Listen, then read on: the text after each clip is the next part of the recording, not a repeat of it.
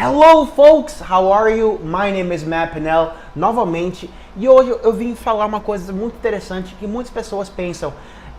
Matt, eu estou estudando certo? Ou Matt, eu estou fazendo alguma coisa errada quando eu estudo inglês? Galera, eu peguei 5 coisas comuns que um brasileiro em si, quando estuda inglês, ele faz. Algumas coisas erradas que eu quero apontar para vocês não cometerem o mesmo erro. E a primeira coisa que temos que falar é a gramática. Galera, quando você foca na gramática muito e não foca na pronúncia, na leitura e na listening comprehension, sabe o que acontece? O que é listening comprehension primeiramente? É quando você compreender o que a pessoa está falando. O que acontece é que automaticamente você vai sempre focar na teoria e não na prática. Porque lembrando que a gramática é só a teoria, galera. É uma explicação do que é um verbo, o que é um adjetivo, o que é um noun. E não a prática em si. É importante a gramática? Sim. Mas é mais importante você praticar e depois entender o motivo atrás daquilo. Certo? E a segunda coisa que é muito comum é, primeiro, as pessoas querendo que você fale inglês quando você não está preparado, que causa muitas vezes medos, que as pessoas até mesmo têm medo de falar inglês por esse motivo.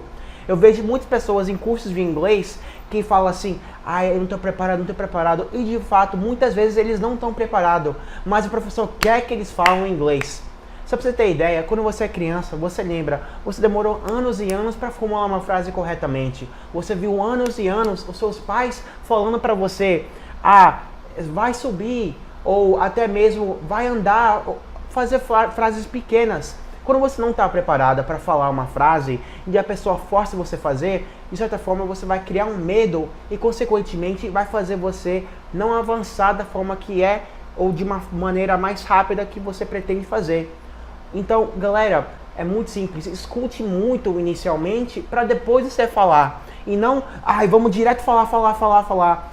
É que nem a academia, você não pode esperar resultados em apenas um mês malhando. É uma coisa contínua, é a mesma coisa com o inglês e você tem que fazer isso.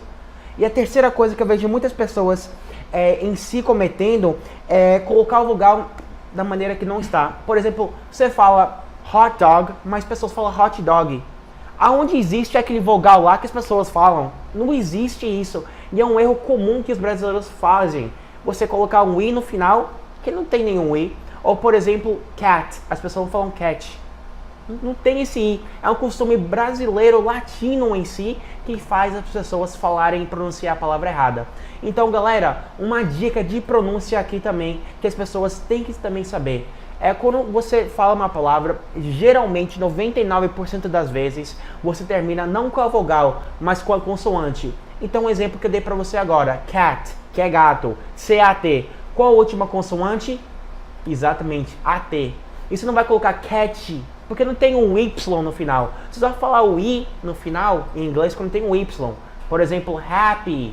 Ou, por exemplo,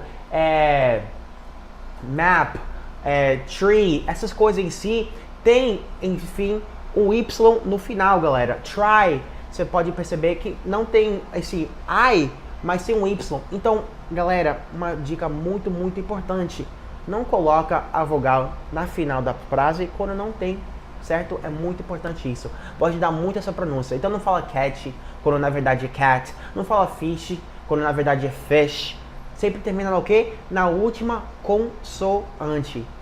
E essa dica é muito importante. A 4 em si é você relacionar uma palavra que é muito parecido em inglês com português e pensar que é a mesma coisa. Por exemplo, sensible. O que é sensible? Sensible é uma pessoa, uma pessoa que entende o seu lado, entendeu? E não sensível. Ou até mesmo empurrar, as pessoas pensam que é push. Mas push não é, entendeu? Então, muitas palavras em inglês parecem português, mas de fato não é. Então, fica ligado para você não errar e não estudar da maneira errada, certo? E a quinta e mais importante coisa que você também tem que saber é saber como a palavra escreve. Por exemplo, chicken. O que é chicken? Chicken é frango. E kitchen é a mesma pronúncia, mas se escreve totalmente diferente.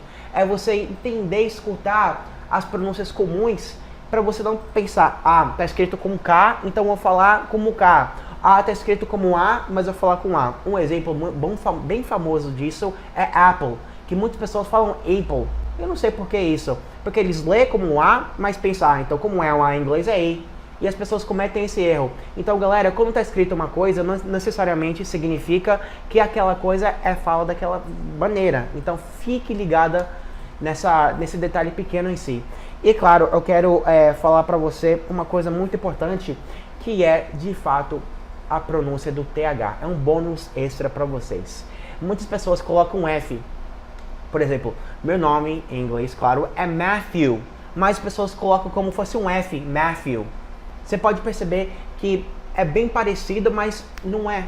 O TH não existe na pronúncia brasileira. Então eu vou te ensinar mais ou menos como que você faz isso, que é muito importante o TH. Se você falar o TH da maneira correta, tenha certeza que vai melhorar a sua pronúncia mais de 10%. Então como você faz? Você pega primeiro a sua língua e coloca aqui em cima do seu dente. Faz isso aqui, ó.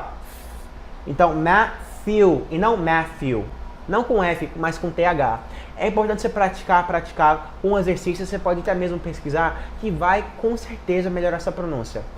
Então, resumindo, galera, pronúncia de inglês é muito mais escutar, não focar na gramática inicialmente, escutar e depois se soltar, galera. E não ter medo quando você realmente não está preparado. Então, galera, essas minhas 5 dicas e esse bônus extra que é o TH, para vocês ficarem ligados. Então espero que você ajude bastante você na questão da sua preparação para você falar inglês, e cada vez você, com essas dicas, vai melhorar consideravelmente. Então, my name is Matt Panel, galera. Espero que vocês tenham gostado dessa dica. I'll see you guys next time. Bye bye.